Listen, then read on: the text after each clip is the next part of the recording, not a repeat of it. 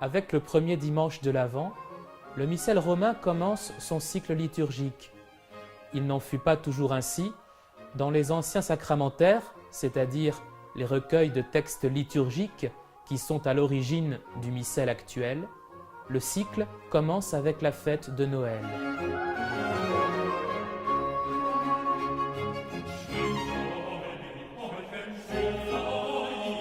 De la paix de l'Église, c'est-à-dire en 313, jusqu'à la fin du IVe siècle, la fête de Noël acquiert de plus en plus de célébrité dans toute la chrétienté et devient l'occasion de controverses théologiques. L'enfant Jésus est-il vraiment l'homme-dieu? N'est-il pas plutôt un simple humain comme les autres? Son corps est-il réel ou imaginaire? Marie est-elle vraiment Théotokos, c'est-à-dire mère de Dieu?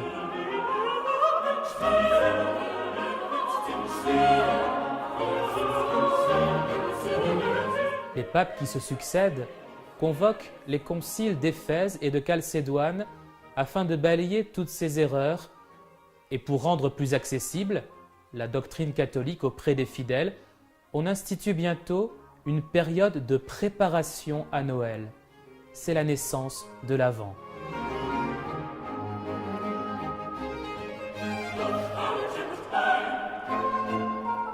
En Gaule, on connaissait déjà une sorte de carême d'hiver qui commençait vers la fête de la Saint-Martin pour se terminer à Noël.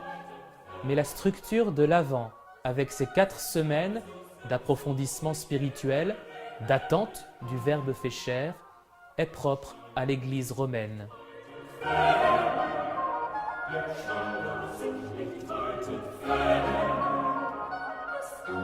Pendant le carême, ce qui prédomine, c'est le concept de pénitence et de deuil pour la passion du Christ qui va mourir à cause de nos péchés.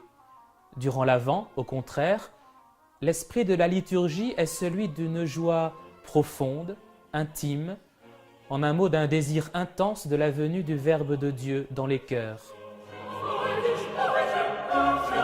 C'est pourquoi les chants de la messe sont pour cette raison tout émaillés d'Alléluia.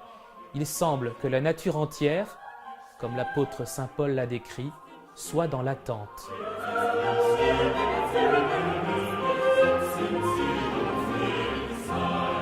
Le premier dimanche de l'Avent, le pape avait, depuis saint Grégoire le Grand, la coutume de se rendre en procession à la basilique Sainte-Marie-Majeure, appelée également basilique libérienne, du nom du pape Libère qui l'a fait édifier.